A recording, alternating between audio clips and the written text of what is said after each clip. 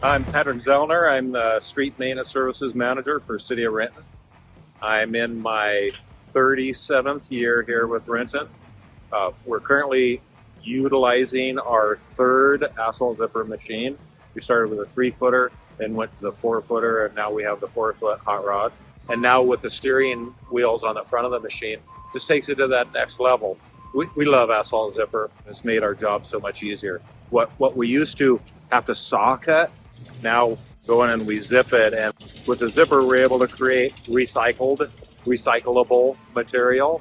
You know, it's incredible. I think it gives your agency an advantage doing the work in-house and by yourself and not contracting out. We know contractors are expensive. Zip, water, and compact.